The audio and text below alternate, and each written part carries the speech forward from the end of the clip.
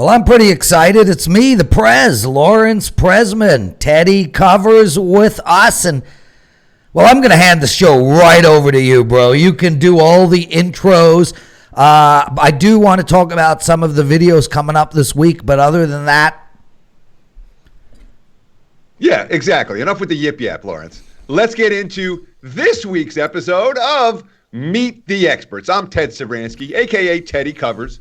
You can find me on Twitter at Teddy_Covers. And today, we're going to be interviewing one of the founders of WagerTalk, Lawrence Presman, at Prez WagerTalk on Twitter. And Lawrence, let's start with this, because we're going to do, I know we're going to bring in Carmine later and ask some questions as well, but let's start. I want to start with all the stuff that happened before I ever met you. All right, because I met you, we'll talk about that. We think it was 2003 or 2004. We'll talk about that in a few.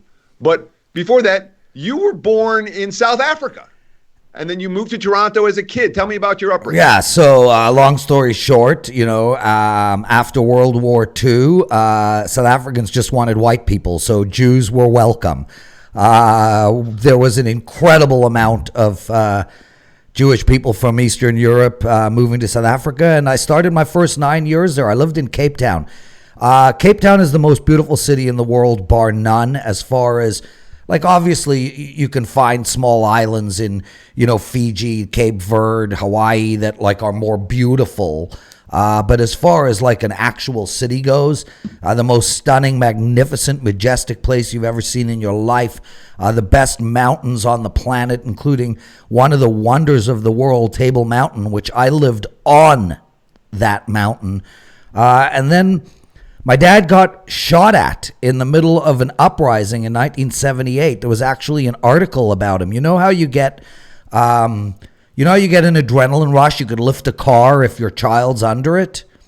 So my dad was hiding behind a table in his store, a desk, like a big desk. And a guy came in and shot at my dad, and my dad picked the desk up from one leg, which is impossible to do. And the bullet lodged in the phone that was in front of his head. He drove home, packed the bags, and we moved to Toronto. Right in time to see the New York Islanders win 3 of their last 4, or somewhere. Right in time for the New York Islanders and Mike Bossy to take control of my life. And that's where I lived. Toronto, Teddy, Toronto's the least transient city in the Western world. You know that? I did not know that, but let's set a new ground rule. 1 minute. One of the things that makes Meet the Experts interesting is that we get a chance to get a glimpse of everybody. One of the things that makes Meet the Experts boring is that the guys that give the answers go on too long. So I'm going to start the clock. You got 60 seconds for every That answer. works for me, Teddy, and I just want everybody to know, fact, I do not have a clue what questions Teddy is going to ask me, and Carmine is going to come in at the end to ask as well. David Chan, welcome to the chat room. Are you a fan of Peri Peri chicken? Damn straight, David Chan. And yes, Nando's was started in South Africa, but it is not my favorite Peri Peri chicken, but I am a monster fan of Peri Peri chicken. Sorry, Teddy. So just a quick follow-up. Have you ever been back to South Africa? Have you ever been to Cape Town? I went when I was 21, and I went 2 years ago. I took my 2 daughters to see the most beautiful city in the world, and it was amazing. I've got an uncle and an aunt there and a lot of family. My dad was one of 11 children, so I've got a lot of family in there. And I'll tell you really quick, my brother Anton and I, and we'll talk about my brother later because I know you did mention to me you want to speak about him. My brother Anton and I were in the car driving in South Africa. We looked at each other. We're like, what the hell were my parents thinking? Like, this place is unbelievable. And we're in the shithole freezing tundra of Toronto. So, yes. Yes. So you went back. You have been back. Now, let me ask you this. Were you a rich kid? Were you a middle class kid? I know that you folks were Jewish in South Africa. Were they in the diamond business? No. I mean, we were in the fashion business. We were in the fashion business. We were definitely well off. But when we moved to Toronto in the late 70s, we weren't able to bring any of our money. So my dad went from owning 6 fashion stores and living a real great life in a real beautiful house that overlooked Clifton Fourth Beach, to living in a government-funded townhouse complex in Toronto. And my dad went from 6 clothing stores to working as an on-the-floor shoe salesman. So I have actually gone through the cycle of being wealthy and then being poor. But I want to tell you something interesting. I know I'm over my minute, but listen to this, Teddy. South Africa did not have television until 1976. The first 7 years of my life were without television, and very few of us can say that. Yeah, I can't even say that. I mean, though I could say that we did not have a color TV until I was in high school. We didn't have a second TV in the house, the one TV in the living room, and I didn't have cable TV till after I graduated Michigan. So I too was not someone who spent my childhood in front of the television. So you moved to Toronto, and the transition's easy. You go to high school. You're a normal kid, I moved when I was I moved when I was 8.5 years old. So it was right in that cusp where you were really just starting to make good friends. I think it would have been a harder transition 3 or 4 years later. But yeah, it was no problem at all. And I love Toronto. It's an incredible city. So you're in Toronto and you graduate high school, you go on to university, as does your brother, but you and your brother have very different paths. Yeah, he's a hard-working... Let's talk about Anton. He's a hard-working, ambitious machine who really started his own small businesses when he was 14 years old. You know, and I was really hardcore into women in pot. Women in pot were my specialty, and his specialty was building businesses. But me and him are very close right now. Uh-huh. But so he went to China on a vacation and came back with a business idea, and it worked out pretty well. No, he went to Israel.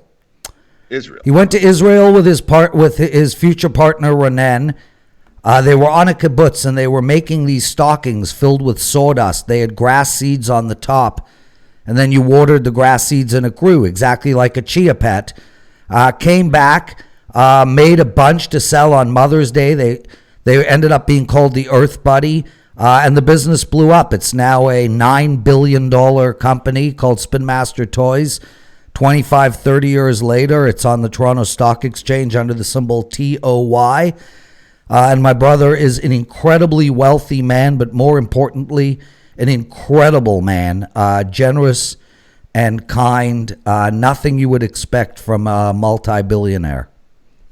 And that's your kid brother, correct? That's my middle brother. My youngest brother, Darren, also did very successfully in life, but none of us compare to him. Brother. So you're the older brother, and your middle brother, all of a sudden the middle brother builds this company and turns out to be a monster. Yeah. Yeah, so for people listening to the show, and want to build a company that becomes a monster. Sorry.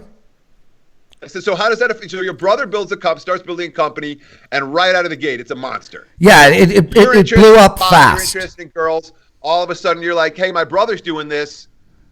Was your brother's success the motivator for you to start getting into the handicap? My brother's success was the motivator for me to leave Toronto. I moved to Australia to live for the rest of my life. I only made it 3 years. But I was really young, and I actually struggled with my brother's success at the beginning, Teddy. I mean, I would go to bars, and all people wanted to do was talk about my brother, and it got, the shadow was so big. You know, I wanted to raise money for businesses. I'd go to meet with security companies, and they would be like, "Oh, great business idea. Is your brother investing?" No, we don't mix business and family. Well, if he doesn't invest, I won't invest. I think there's a rule out there that you can't have two brothers that are equally successful at that level. And if you look at it, prove me wrong. I don't know who Jeff Bezos' brother or sister is, nor Bill Gates, nor Mark Zuckerberg, but I guess that's ultimately the point. We don't even know who these people are. Well, we know who you are, Lawrence. Yep. And your brother starts a company, and you too start a company.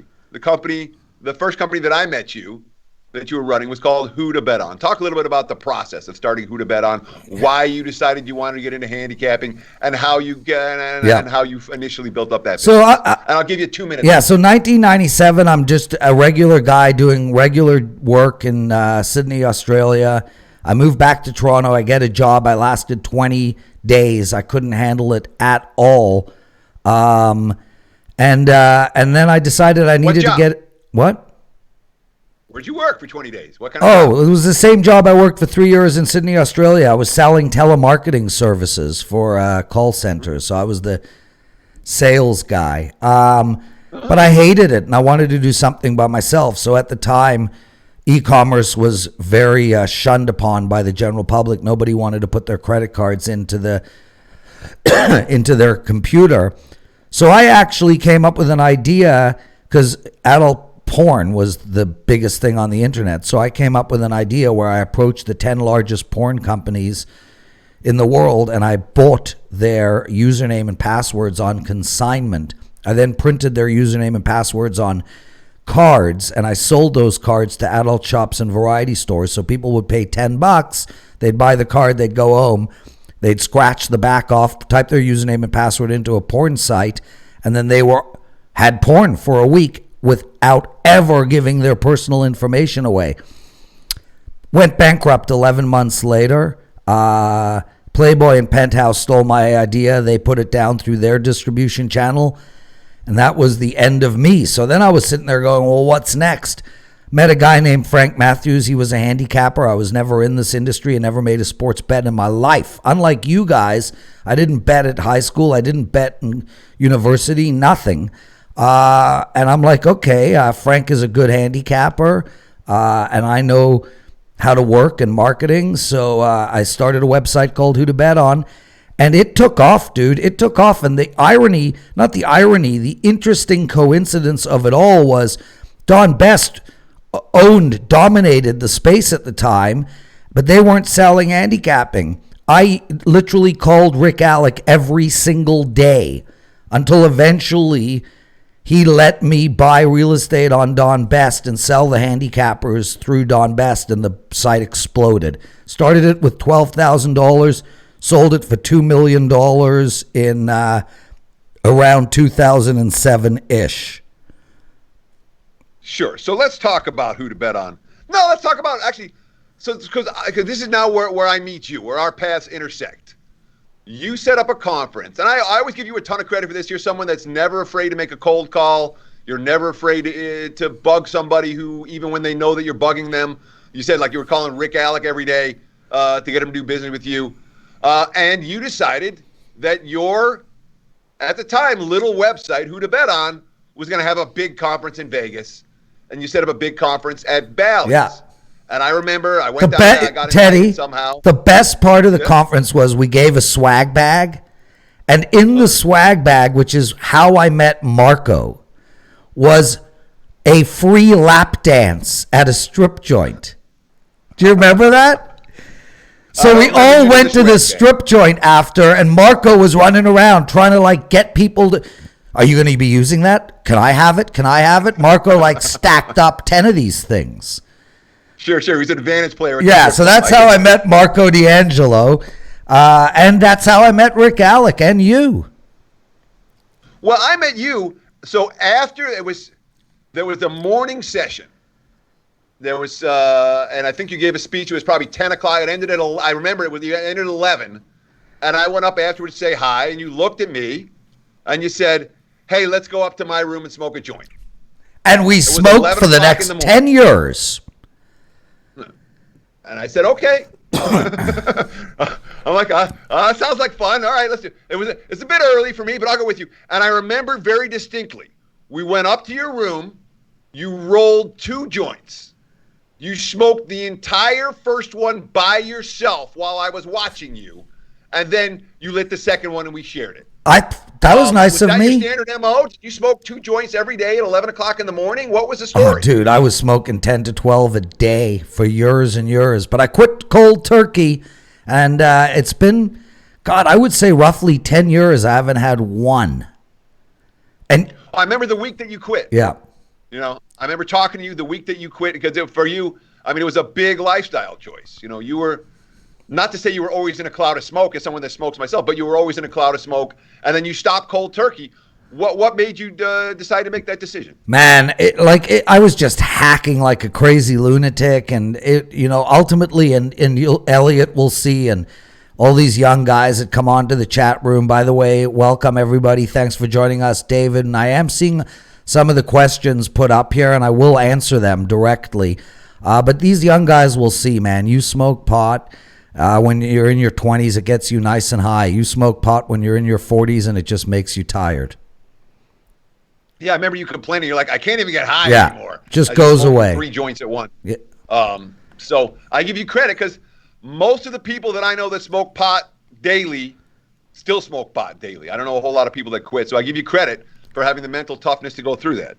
All that said, your brother turns out, well, you're a drug addict and your businesses are all of a sudden, well, they're starting to do something, but right when things look like they're at their best, everything went to hell. You look like you're about to make a your goal of who to bet on was create it, build it, sell it. Right. You had the buyer on the hook, I thought, but something happened in between. Yeah, so I sold Who to Bet on to a company called BetCorp. It was a publicly traded company on the London Stock Exchange. It owned the website BetWTS. I can't even remember. Yeah, BetWTS. I think it was WWTS. I don't know. Was there 2 W's, 1 W, whatever? I think there were. And they did pay me some of the money, but the big money was coming 3 months after. And then the guy from Bet on Sports gets arrested in St. Louis because the plane had a little bit of a malfunction on the way to Montreal. It had to land in St. Louis. He got arrested, and the industry went to hell. And BetCorp went bankrupt, and I lost Who to Bet on, which I'd already merged into BetCorp, and I didn't receive any of the money. It took me a year to get my company back. And by that time, given that it was an online company that dealt with, an e-commerce online company, there were no customers left. So, where we were doing, over $1 million in sales at Who to Bet on when I sold it, by the time I got it back, it was at 0 in sales, and I didn't get paid on the deal. And the next 4 years were very dark in my life, which is to answer another question. One of our listeners asked, why don't you go work for your brother? My dad sat me and my 2 brothers down when we were 16, 17, 18, whatever. And my dad was one of 11. They set up a huge, my grandfather was one of 11. They set up a big company. The whole family worked in it, and then the family fell apart and people didn't talk to each other. And my dad didn't want to see that happen with his sons. So we actually swore to my dad that we would never go into business together. But I was at such a dark time in my life. I had lost my company. I had lost a multi-million-dollar deal, all because of a frickin' plane malfunctioning. That my brother Anton picked me up and ended up going to work there. I started his e-commerce, his direct-to-consumer business, and I also, they had just bought Meccano, which is the same as Erector. So they bought Erector Sets and Meccano. They bought those 2 companies. So my job was to rebuild the Meccano brand from scratch. So I did that for a couple of years, and I built his direct-to-consumer for a couple of years, and then came WagerTalk. But yeah, it was dark, dude. I mean, you and I didn't even talk much. No, so right before you left the industry, you and I had been doing a podcast. Me and you did a daily podcast for, I believe it was close to 2 years that we did a daily podcast together, where we kind of developed a little bit of our chemistry, and we certainly enjoyed handicapping games. But all that went away. You were out of the business. You weren't doing podcasts. I remember you working on a movie script. I did. I wrote the movie script. I couldn't get it made, man. And my movie script is so good, but couldn't get it made. It's really hard to get a movie script to a movie. Sure. And me, dude. I beat down every door I could. Plus, just so everybody knows, because we have mentioned my brother, some of the businesses that Spin Master own, their largest brand is Paw Patrol, and Paw Patrol is the second largest media property in the world. It does ridiculous sums of money every single year. So we had it in, my brother had it in with Disney, Warner Brothers, Sony. I mean, I went to every movie place and they all loved my script. But it was they wanted tentpole movies. I needed a part 2 and 3 and it just never happened. Still sitting on that script if anyone's got connections. But me and you also did a podcast. Talk about the podcast that we did together. Well, we did a podcast over at covers.com when both of us were selling, and we did it every day, and we basically screamed at each other on a regular basis. And then there was one day where I screamed at you so hard, the next day there was no show, and I was removed. But it was so. But I thought that was an enjoyable. Like I loved it. I look back at that. It wasn't a long. It was like a 20-minute pod. And I thought that we were when we did it every day. We were funny on air together. I don't know if we're being funny today. No, but Teddy, the best part was the 30. We used to have competitions where we would give out our best pick each day for 30 days.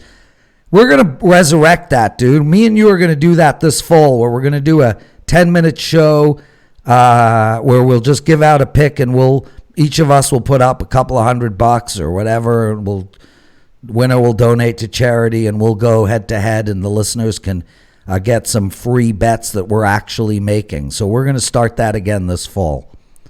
Sure. I remember what we did very, very well in one of those where I think the loser hit. Yeah, it was like 22 out of 30 was the loser. Yeah.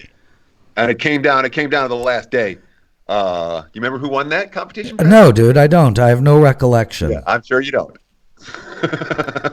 We were both running good that particular month. Let's take a minute now and answer some of the questions in the chat. And when we come back to asking, when I get to grill Prez for part 2, we're going to talk about how he started the WagerTalk team, how he developed Team Prez, what things are going on with the gold sheet, what's going on with the industry, what he thinks about COVID-19, and why he thinks it's cool when he buffs like this because he's all worked out. We'll ask him that in just a minute. But first, let's go to some of the questions in the chat.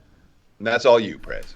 Well, I mean, we had somebody ask me about why I didn't move to Vegas from Toronto. And I mean, it's an interesting question, but it really goes back to the concept that Toronto's the least transient city in the Western world. People who are born in Toronto die in Toronto. You know, I already tried that move, Teddy. I moved to Australia, Sydney, the second most beautiful city on the planet behind Cape Town. And I couldn't make it. I literally cannot be in a place without my parents and my brothers. You know, me and both my brothers are so unbelievably close.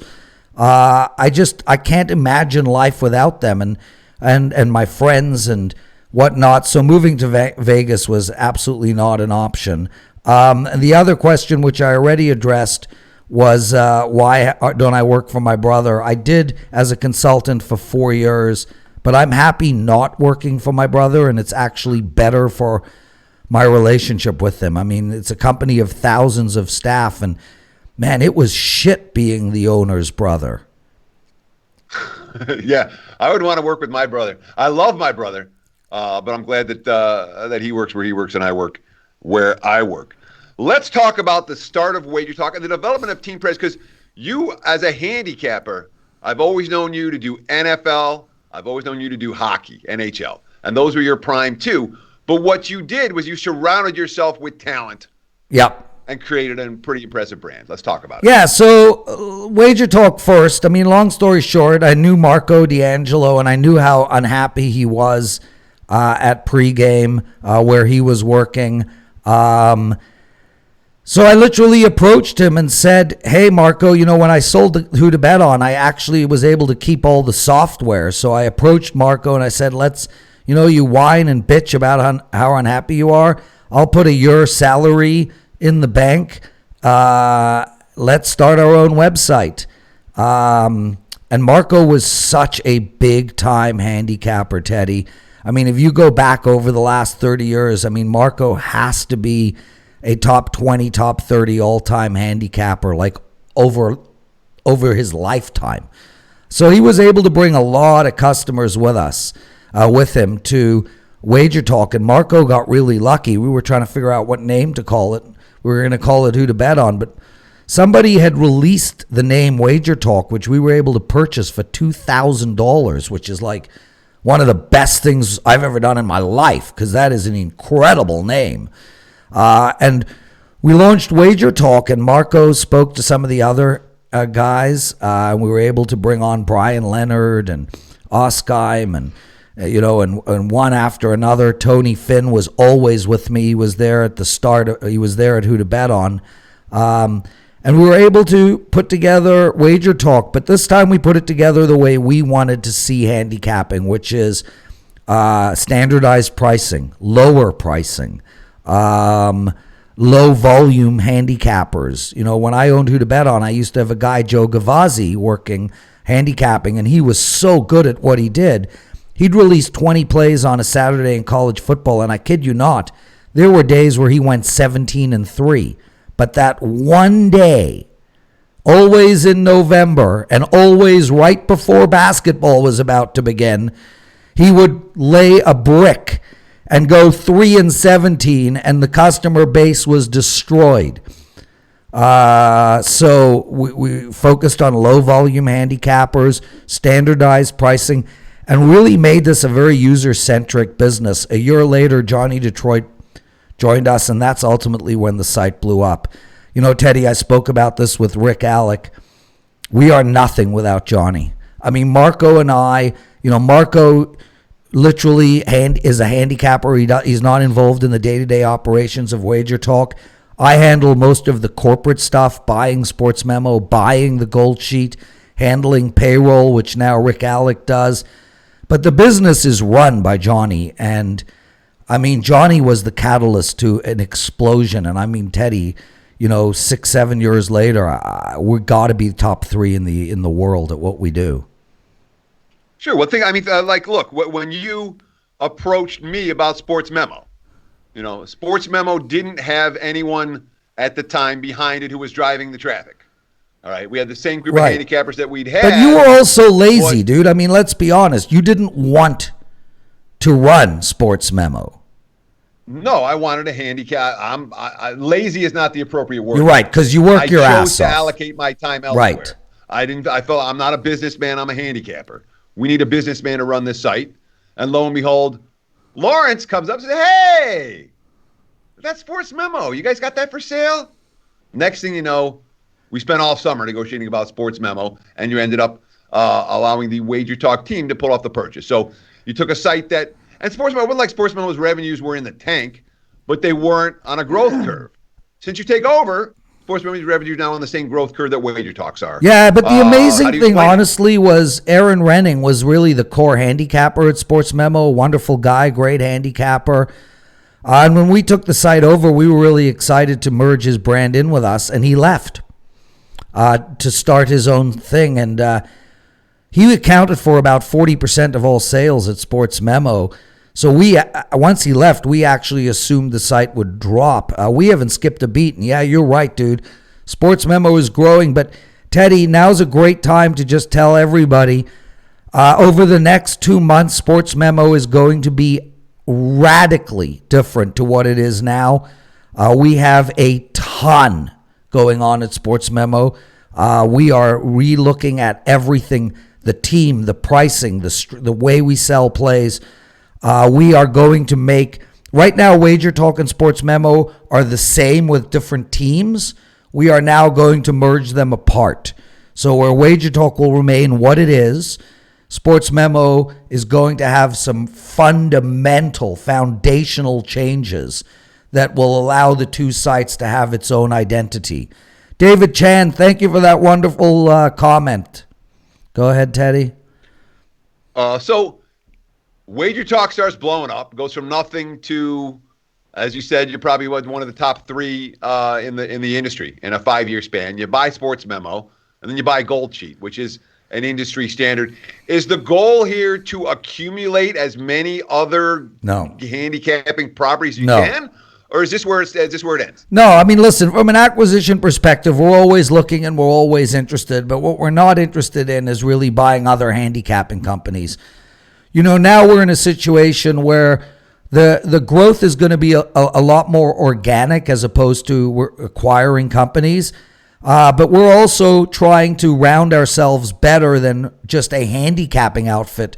I mean, we have one of the best odds products anyone will ever see that we will be launching within the next 6 weeks. So we are going right into the line service as well. If you look at WagerTalk and you look at Sports Memo, and we have no advertising on any of the websites. They're totally clean. So we have been able to have incredible growth without any advertising revenue. We will be adding the advertising revenue to the mix as well. And we have a VIP program we're working on.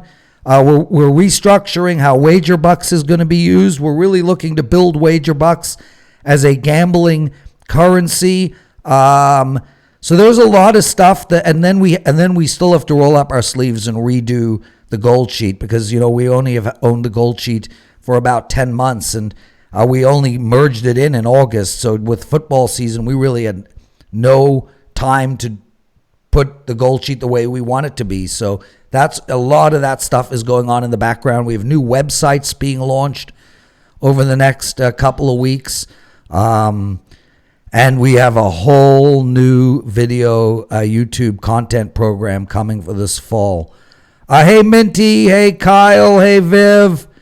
Carmine Bianco joining us in about 14 minutes, everybody. Yeah, so Teddy, back to Team Prez. You want to talk to me about that? Because I'm one of the few handicappers in the industry that actually use other handicappers inside of my brand. Sure, but we'll talk about Team Prez in just a minute. And that will be it's a good segue here. We'll talk about Team Prez. We'll talk about the future of the industry. We'll talk about COVID-19. We'll talk about Viv.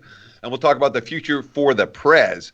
But first, you've gone from being a delinquent pothead to being a workout man. I'm an addictive. I have an addictive personality.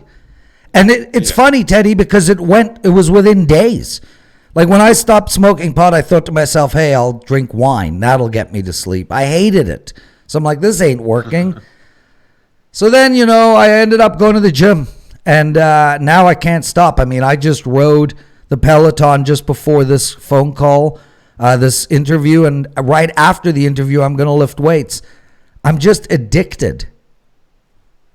So the over-under amount of time I'm going to spend in the gym for the entire lockdown? 0. Take the under. Yeah, take the under. Shame on you, though, Teddy, because I'm talk about the hair, Prez. Dude, I'm evangelical about working out, and everybody knows it. I mean, I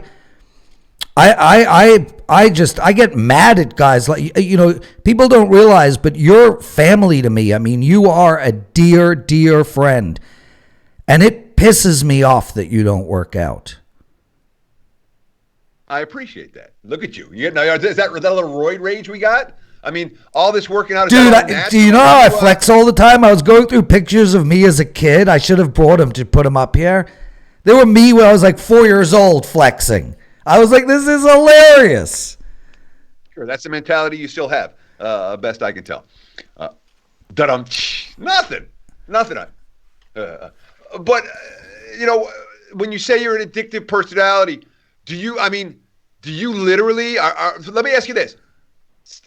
Roids, any supplements? What kind of supplements are you I don't do anything. Protein powder doesn't work with me. I've tried them all. I get very, very bloated. I don't like the feeling. I don't take anything, and I've never obviously taken roids. Otherwise, I'd be Kyle Anthony huge. No, man. I just, what? Honestly, Teddy, I just want to sweat. Like, I love sweat. I love the endorphin rush. Get off the show, do 100 push-ups. That takes 7 minutes. Makes you feel good for the next hour. I could probably do 100 push-ups in 5 minutes, but Kyle can probably do it in about 15 seconds, but that's a different story. All right. It'll take a bit longer than that for me. And during this time, Prez, you got divorced, and you met your current significant other, Viv, who is also someone who likes to work out. Oh, Viv I'm like here, and Viv is like here. Like, I came downstairs today after sleeping, and Viv had ridden 2 Peloton classes in a row. Not 1, 2. Then she got off the Peloton while I got on it, and she did a 10-minute ab workout. Now she's waiting downstairs to lift weights with me. Viv is out of control, but with that said, Teddy, the best damn thing that's happened to me, that girl has made me feel a lot younger than I am. Sure. And the hair. We got to talk about the hair. You were making fun of my hair. I've been doing the crew cut thing for a long time, and now kind of during the lockdown, I got a little something going, and you're like, keep it. But you were a ponytail guy forever. Even now, you still got a full head of hair. Why are you wearing a cap? Well, because I don't gel my hair during COVID, and it looks like shit. And yeah, me and you both had ponytails. But dude, I had a ponytail up until 3 years ago. And then Vivian said, no more ponytail. And I said, yes, honey, no more ponytail. Yeah. Mine was gone before my 30th birthday, as it's supposed to be. You don't want gray ponytail. Yeah. Hey, Drew, thanks for logging in. Same with you, Andrew. Latest channel, Minty. Really appreciate you guys watching. What did Minty Betts put up about Bobby Flay? Scotch Prime was a good, and so was that. Teddy, you know the manager of Mesa Grill. You have got me into Bobby Flay's restaurants. A question you didn't ask me: who's my favorite chef? Answer: Bobby Flay. Oh, well, I know. I actually emailed with Bobby. I think it was last week. Well, send my love and tell him I would love to bring him on to meet the experts. He is an expert, and I would be, Teddy. I would have like one of my celebrity moments if you got me a chance to interview Bobby Flay. Are you kidding?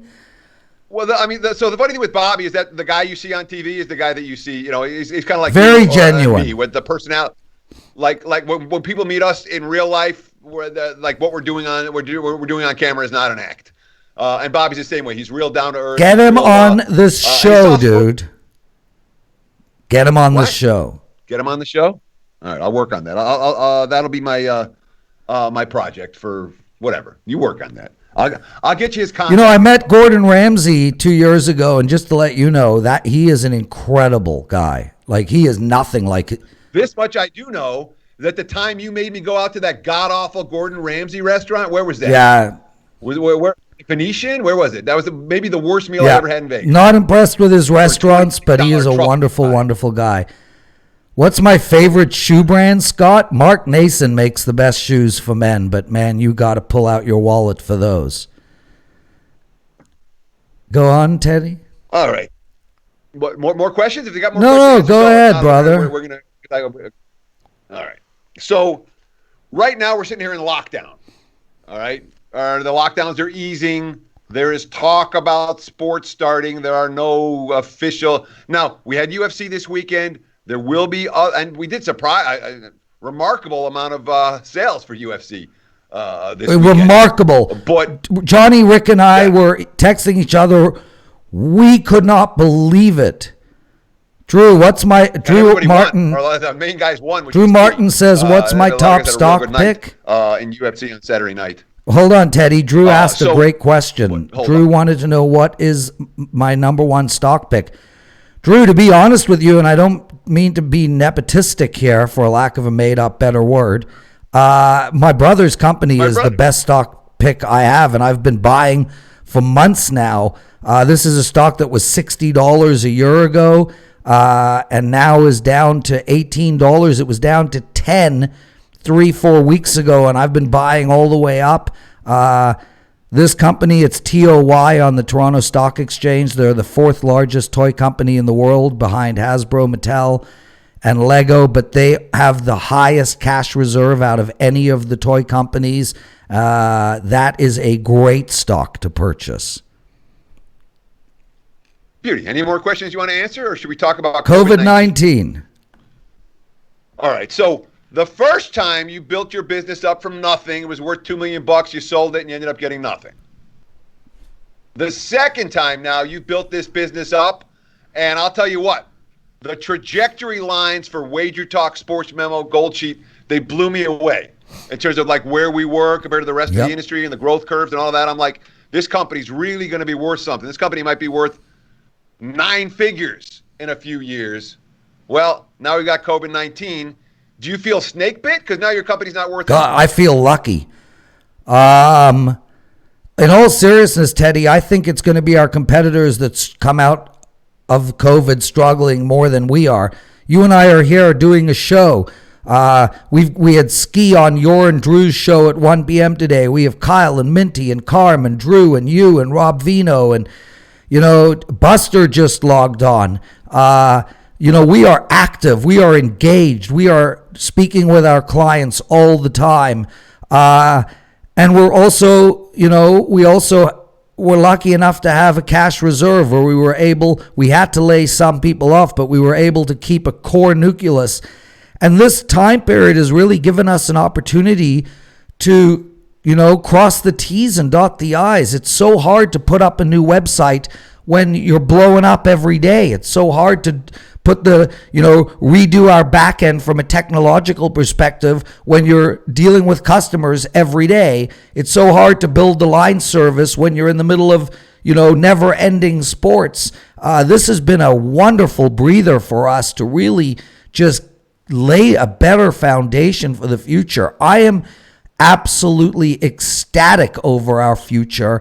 And on top of it all, Johnny has been reading book after book, baby. He just texted me. He's reading a book on subscription. He's reading a book on optimization. He's reading a book on customer user experience. We're going to come out of this, and Johnny's going to be 5 times what he was before this. And what he was before this was the greatest single operator this industry has ever seen. So what's this industry going to look like now? All right, let me give a worst case scenario first. Okay, worst case scenario, everything is canceled. There's no sports other than the UFC in 2020. What does this industry look like? What is the industry? Yeah, Teddy, you and I have done this for 25 years, dude. We've been through recessions, literally depressions that they didn't want to call depressions. We've been through stock market crashes, Black Fridays, Blue Mondays. This industry, I never had 2 months off before. There will be a slow revenue climb back to what we were doing. I'm guessing it will take months and months and months. But in the grand scheme of things, that just affects all our competitors as well. And they don't have the financial might that we do to keep this together. So, just get through this, and we'll be waiting on the other end, and we will be stronger. Of course, it's going to affect our revenue stream, but it will not affect our business. Well, let me ask you this, because the WagerTalk model and the Sports Memo model has been the low-cost model where picks are priced cheaply, subscriptions are priced cheaply, and the goal is get more people to buy as opposed to have fewer people buy, but they're going to pay more for it. Do you think that model works better in a economic depression, recession, struggling times, or do you think that it'd be better to be in a situation where you were charging big money for the high days and eliminating some of the client base? Yeah, so we spoke a little bit about the changes happening at Sports Memo in the future, and that's one of the ways that Sports Memo is going to diverge from WagerTalk. WagerTalk, we're going to continue with an exclusive to a degree. I mean, you're not and Dave Koken isn't, but the majority of the handicappers on WagerTalk, did I say who to bet on? On WagerTalk are exclusive to us, and we're going to keep the pricing low. We're going to keep it exactly the way it is. But Sports Memo, we will be rejigging the pricing, and they will be higher. And all it'll do is just give us greater data to understand where, the right spots are. Is it better to have one customer pay you $1 million or 10 customers pay you $100,000? That's the stuff we're going to figure out as we move forward. But I'm not sitting here concerned. If COVID mucks us around for the next 6 months, so be it. And we're going to bring in Carmine Bianco to continue the line of questioning in just a moment. But my last question for Prez. What's your future, man? What are you doing 10 years from now? Playing poker. Playing poker and skiing. That's it. I don't want to be doing anything else. No sex? I will not be a co-owner of WagerTalk in 10 years. Wait, but you said poker and skiing. You said nothing about sex. Well, sex is just mandatory on a daily basis. So, I'll tell you a quick funny story, Teddy. So my ex-wife and I sit my parents down. My parents are about 70 at the time. And we tell them that we're getting divorced. And my parents are shocked. And I said, things aren't happy. Our sex life is shit. Blah, blah, blah, blah, blah. So my dad goes, "Oh, I had sex last night." And then my mom goes, and she looks at her watch and she's like, "Funny, I had sex at 10 a.m. So hopefully I'll be like my parents, dude, and be 70 and having a whole shit ton of it." I don't get it. Well, my parents, my dad said he had sex at last night, and my mother, who is with my dad, said her last sex session was this morning. So who was it with? Right. So they had sex. No, because my dad missed the 10. My dad missed the 10 a.m. session. It doesn't even make any sense. So this is the impression I got, was that your dad's ding dong is so small that your mom didn't feel it till the next morning. Okay, let's bring Carmine in, bro. Okay, Carmine with his hand over his head. That's what this whole thing was supposed to be like. Teddy, we did not speak about Team Prez. And we should also speak about how I handicap plays, so we didn't get to that. But Carm, how are you, my friend? You've been listening to the show. Teddy, you did an absolutely fantastic job, man. That's why I love you, brother. Thank you. And this is more about like delving into the mind that is the Prez more than anything else, roasting him. And you're gonna find out that I actually, because I get Johnny and Missy and Kelly and everyone, and they always say, "Carm's such a low-key level guy." I yell at the Prez more than dude. We were separated in my life. Carm and I went to a poker tournament in Montreal where the security guards had to separate us and remove us from the premise. Well, let me tell you why, and it's hard to, because I was going to cover this. Whatever you say is BS.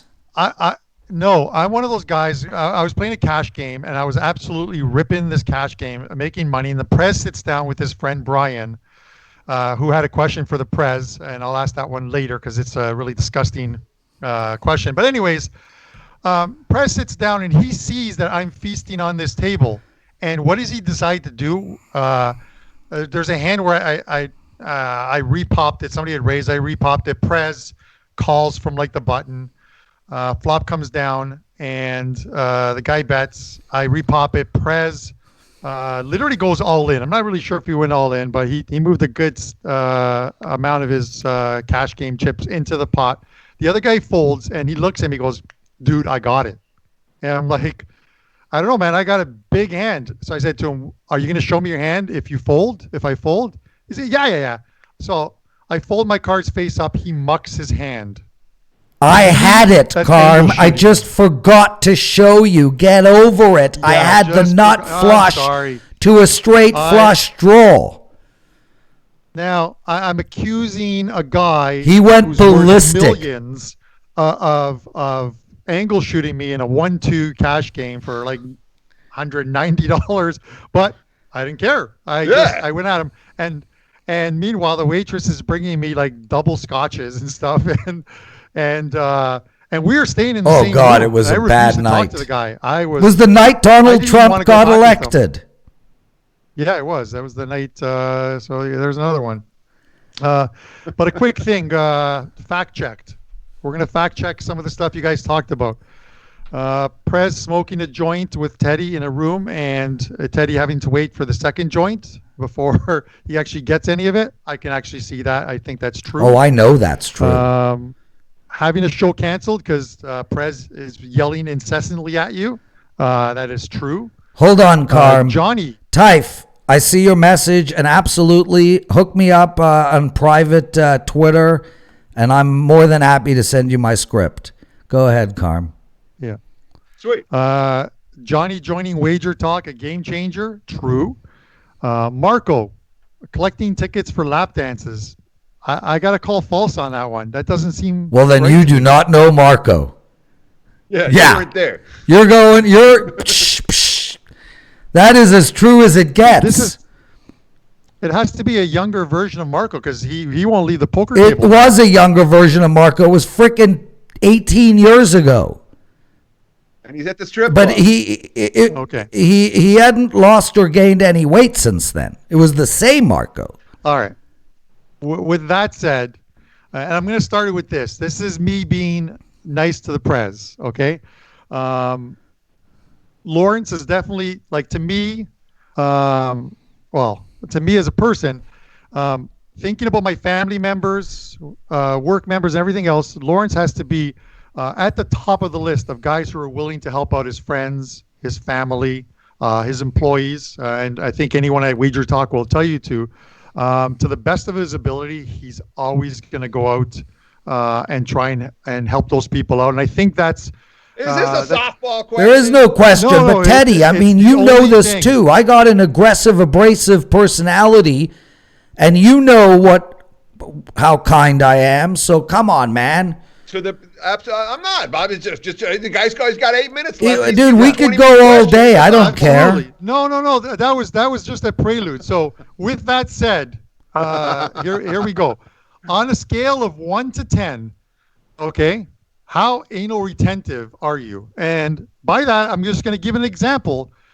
You got your car. We're supposed to drive to Montreal for the WPT. I came out in jeans, and you told me I could not sit in your car with jeans on. That I had to get a towel and put the towel down and then sit down with my jeans. How anal are you? Well, at that time I was very anal, but now you could come into my car wearing anything because my analness only lasts about 5 minutes. The Arthur Fonzarelli has just joined us. Nice to see you, but you're not getting alone. And Johnny, the best peri peri chicken in Toronto is Red Rooster, not Churrasco. Churrasco's chicken is too dry. Sorry, Carm. All right. Anyone who's ever ordered food? Oh my God, Prez, and this it's my thing. Okay, listen. Yeah, it's his thing, but it's also the thing that if you're sitting at the table with, he'll make you feel completely uncomfortable. We're in Montreal, Teddy, and 3 things happened in the restaurant. Number 1, he tells the waitress at breakfast just before we have to head into the poker room to play, I'd like my eggs over medium, not runny. If I see them runny, I'm sending them back.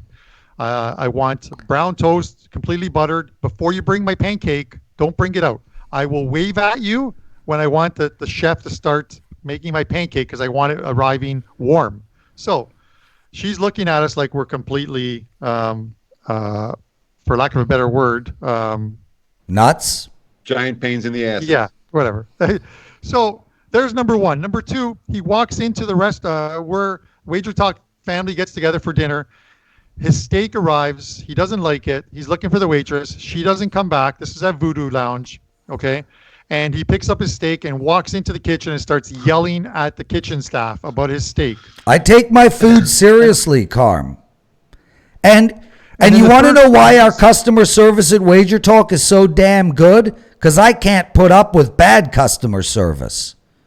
Plus Johnny and his team. The best meal I remember having you with Prez. Oh, yeah. Nothing will ever be better than the IHOP meal. Carm, Teddy and I were about 35 joints in. It was 4 a.m.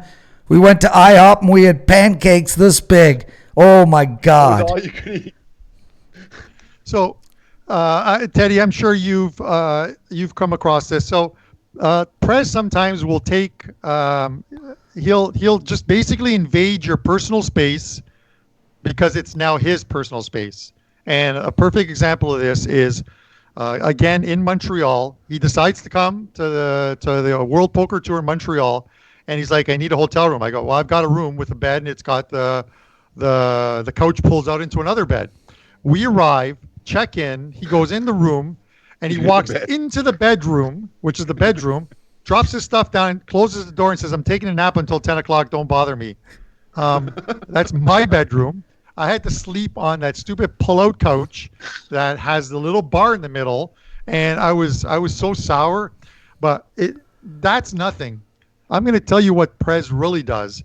This past weekend, and this is classic. And Andrew, I'm never smoking another joint again, so you have missed your chance. He sends me a text message. I'm calling you at 3:00 because I need to get my TV set up for the UFC. I gave Lawrence my sign into. I have a sports site where I can watch every single sport that's not on TV as well too. And UFC was one of them. And I also set up on his TV a Chromecast.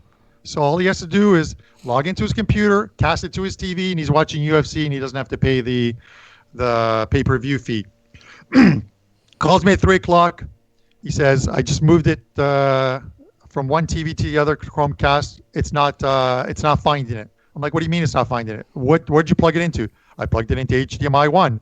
Okay, so turn your TV to HDMI 1. How do I do that?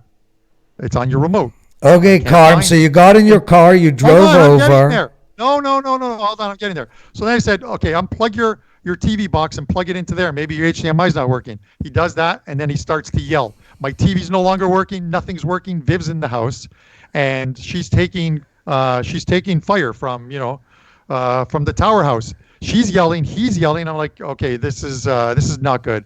I grab my Chromecast. I get in my car. I take the toll highway over to his place. I walk in. How far? And 10 he's minutes. on a Zoom call. So I look at everything, and I look at his TV. I look at his Chromecast. I look everything over, and then he looks at me. He goes, "Do you know what the problem is?" I'm like, "I have everything identified. I know what it is." He goes, "Can we get it fixed?" I'm like, "Yeah." I lean down and I turn on the power bar. The power bar.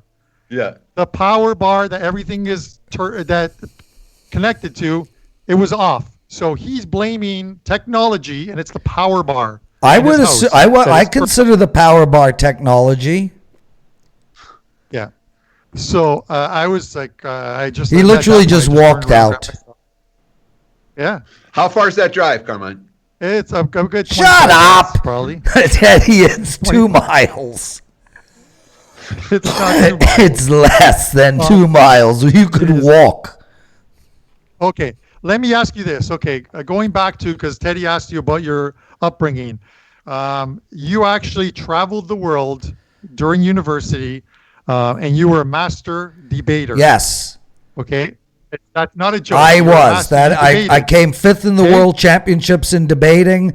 I went everywhere. I debated in South Africa, in England, all over America. My favorite thing of all was that I was, just so you know, I beat Ted Cruz twice. He ran for president or attempted to run.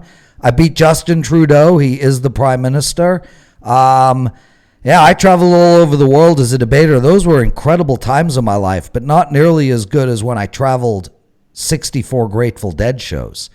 Oh my God! So while you were traveling the world as a master, yeah, I know, I debater, get the joke, dude. It's like I'm 50 already. I've heard the joke a little bit. Did you ever have any weird instances through this?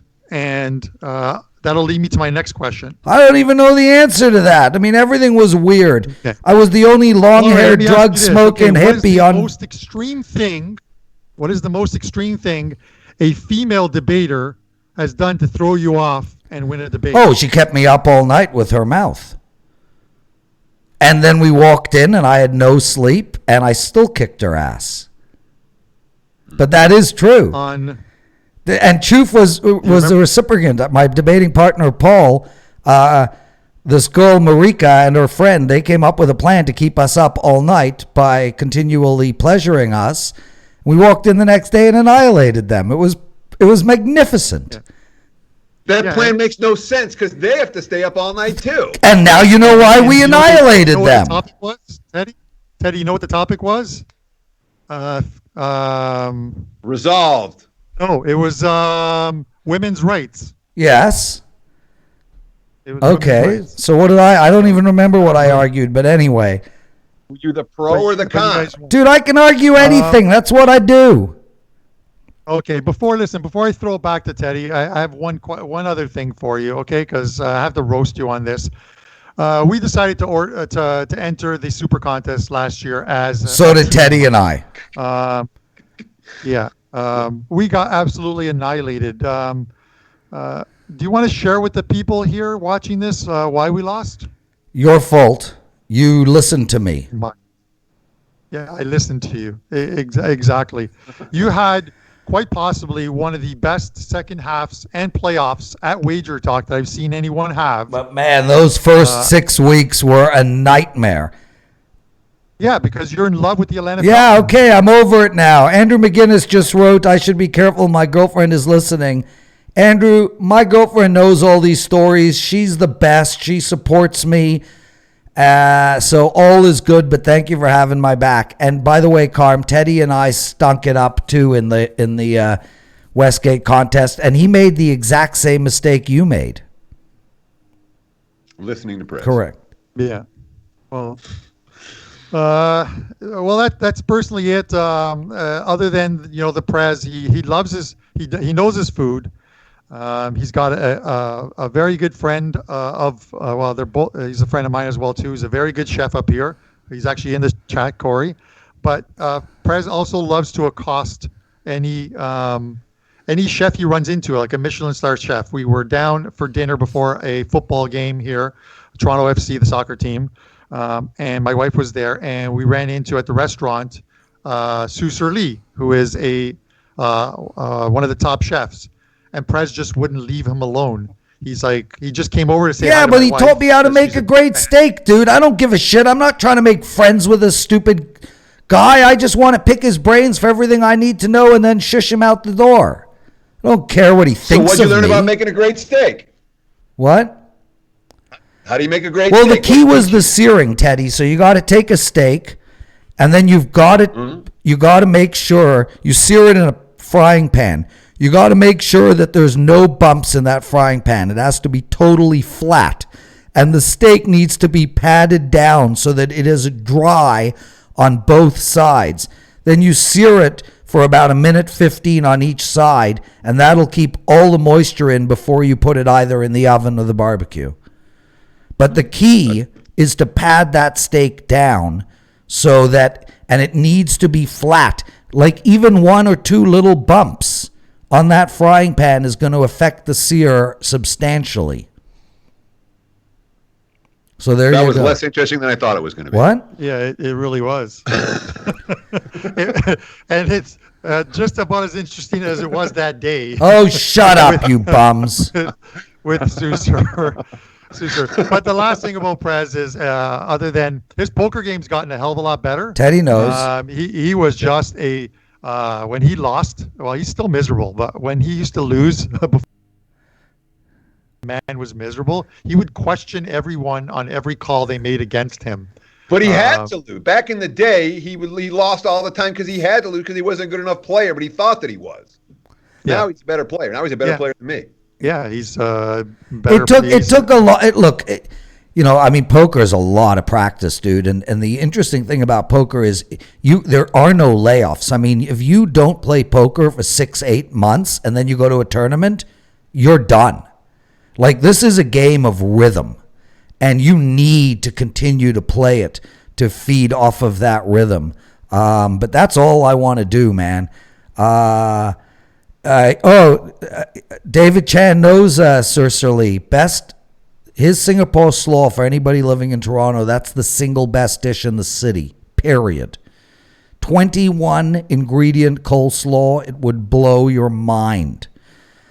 Teddy, when are you visiting us? In Toronto? Yeah. Take the over. Okay, so we'll go with tomorrow then.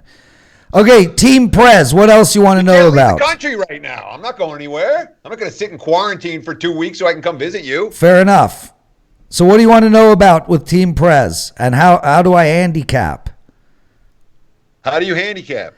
How do you develop Team Prez? What I really want to know is how you develop Team Prez, because that's something I'm jealous I know. You want it so bad. Chris at WagerTalk, you got to Google. Myself. The sports I don't handicap, I can't put plays out for. And I don't trust other guys to put out plays for me. You found a handful of guys that you trust really well. Yeah, so I don't blame you for trusting them. You found some good guys. So I'll go through it really quickly. Chris, Google Singapore Slaw from Lee. It'll blow your mind. Take a look at the pictures. You know, Teddy, I used to do most of the sports, but I wasn't very good at anything but NHL and NFL. But nowadays, it's really simple. My NFL plays are mine and mine alone. I do not speak to anybody about NFL at all. Me and you talk about our picks, but we usually do that after we've made them. After the fact. The hockey, Carmine is part of Team Prez, so Carmine actually works directly with me on my hockey bets. So the night before, Carmine and I would go back and forth. I usually let him know what I like first because I don't want to impede on his handicapping for his own brand. Tony Finn is a core member of Team Prez as well, and Tony and I do the same type of thing in NBA as we do in college, as I do with Carmen NHL, which is I send him what I like, and then he goes through it, and then we have a meeting, we discuss, and that becomes the play. As far as college football and college basketball, I'm completely uninvolved in those plays.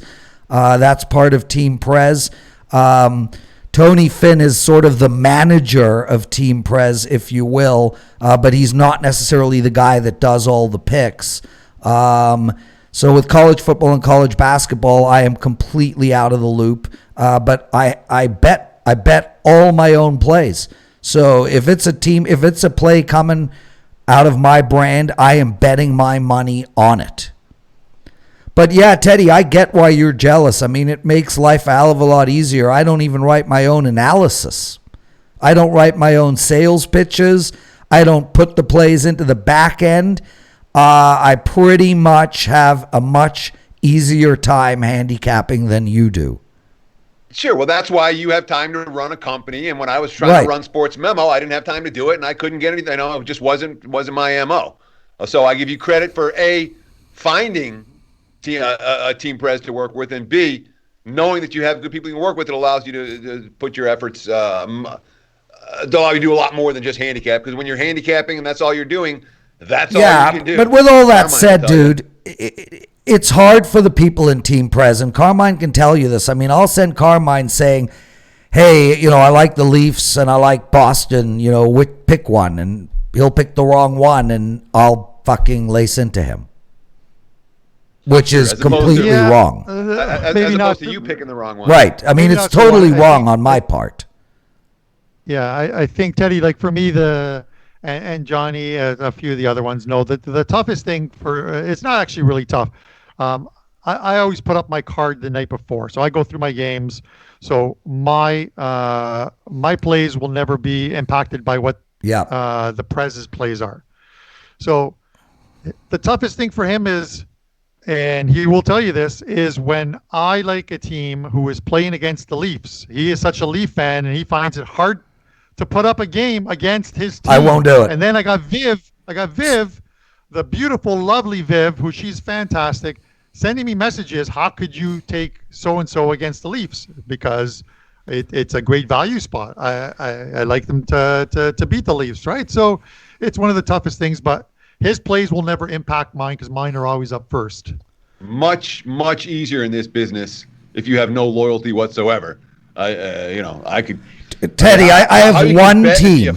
In all the sports all over the world, I have one team that I won't bet against, and that is the Leafs. One team. It's not that big a deal. But the irony has got to be the fact that of all the teams, you should probably bet against them the most. I can't. I need something to be pure in my life. I just also want to shout out to Andrew McGinnis, because oftentimes Carm and I, as Team Prez for the NHL, will go back and forth, and we have called Andrew at times and said, hey, what do you think? What do you think? So when you're getting a play from my brand, I mean, this is a play that a lot of people have been involved in. Hey, guys, I got a hard stop in 20. If you have any questions, please put them up in the chat box. We're all watching them. Teddy, what? Hard stop in 20. We got a hard stop in like 3. Good. What else you got, Lauren? What else you want to ask me? I'm out of questions. Carm, you got more questions? No, everything else I have is essentially making fun of the Prez. No, we're going to do that on my birthday. We're going to have a birthday roast.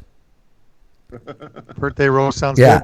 But I will tell you, Teddy, a lot of people, I do want to say one thing, and that is I host every show that I'm on, I'm the host. I host Puck Time. I host First Pitch. I sit in to host other shows here and there. And as a result, I don't really take the floor as far as giving picks and giving analysis. But I don't want people to be fooled. You know this too, Teddy. I mean, I know sports betting like the back of my hand. I mean, listening to Betting 101, there's no question, no answer you give out that I don't know the answer to. I mean, I live, breathe, and sleep, eat this stuff.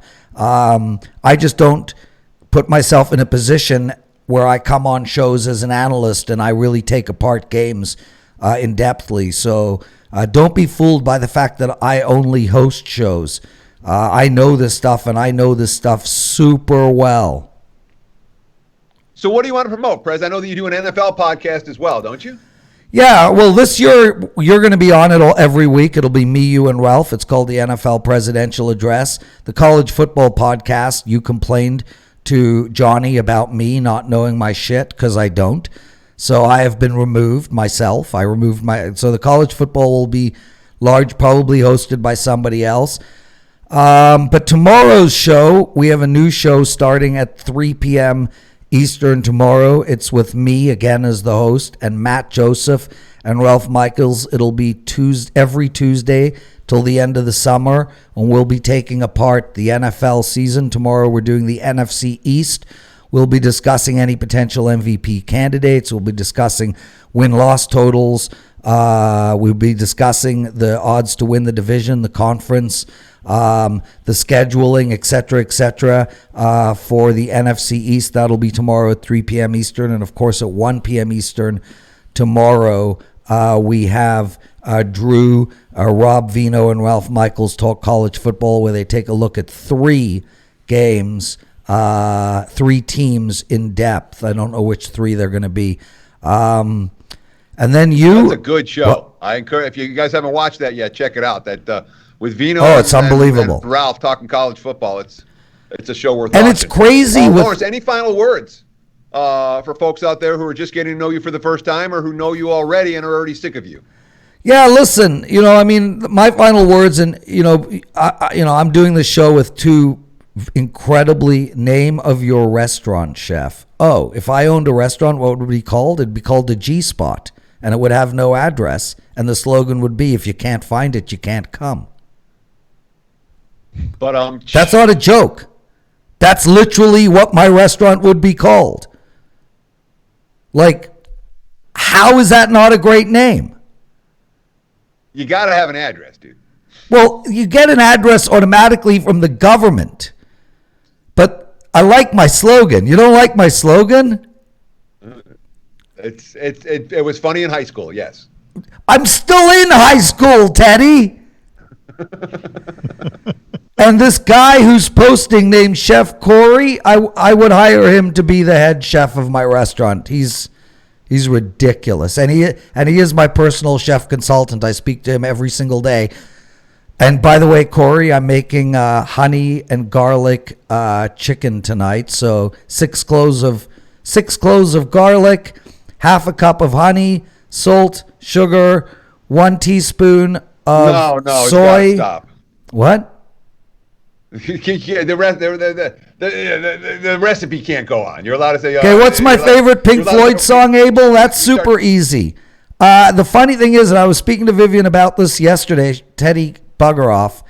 I was speaking to Vivian about this. Teddy, I want your opinion on this because you're a Pink Floyd fan. Anderson Cooper did it. If I had to pick my top 5 songs of all time, regardless of band, my top 5 songs of all time, regardless of band, in no particular order, okay, in order, the number 1 song of all time is Shine On You Crazy Diamond. The number 2 song of all time is Us and Them. The number 3 song of all time is Time. The number 4 song of all time is Brain Damage and Eclipse. And the number 5 song is Comfortably Numb. It is not my fault all 5 are from the same band. Would you like to add to that as a Pink Floyd fan? I don't think Time deserves to be on that list. Listen to the lyrics. There are probably other Pink Floyd songs I would put there ahead of Time before I put Time on my top. I accept that. Hey You is right there. And is there anybody out there with that stunning guitar piece, but the lyrics in Time, the actual lyrics? But Shine On You Crazy Diamond is the greatest piece of music ever written. I mean, Beethoven's rolling in his grave that he didn't write that piece. Whatever. Remember when you were young, Prez? Remember when you were young? That was at the beginning of this podcast. You need more variety and in your portfolio. So like maybe some country. Listen to some country. I do, dude. There's a great Grateful Dead album that's all country music. They sing "The Race Is On," Jack Straw, Ripple. Love it, love it. So long as the Grateful Dead play it, I'm game. And Andrew, thanks for the nice words. Hey, Rob Vino. Rob Vino wrote, "Comfortably Numb does kick ass. Young Lust rules. Young Lust is really good, but Run Like Hell is better, and neither make the top 5. Teddy? Okay, thanks for watching. Okay, everybody, thanks so much for joining us. What did Roger just write? Local meat packer took my... You can't beat our meat. That's a good slogan, Roger. Guys, thank you so much, everybody. I love doing this. These shows mean the world to me. You guys are all so important to me. Abel agrees with Shine On You Crazy Diamond. Elliot and any of you pot smokers out there, the young kids, put on, get stoned. You young kids out there, pot smoking. Hey, I got a 19-year-old. What do you think? She's not smoking pot? I don't care. I'm not a hypocrite, dude. You do what I did. Anyway, put headphones on and listen to Shine On You Crazy Diamond and text me after, unless, of course, your name is Minty. Number one song should be Money. Oh, God, no. That's one of their worst. Oh, might be their worst ever. Echoes is a masterpiece, by the way, Teddy. You should listen to that if you haven't in a while. Yeah, I haven't. Okay, love you all. We'll see you tomorrow at 3 p.m. Myself, Ralph Michaels, and Matt Joseph talk NFL, NFC East, and, of course, tomorrow at 1 p.m., our next live show, Drew Martin, Ralph Michaels, and Rob Vino talk college football. Later, everyone, and thank you very much. And I know you're not a kid, Abel, and we love having you here. Teddy, thanks for doing this, dude. Same with you, Carm. Always fun. Always a pleasure. Cheers.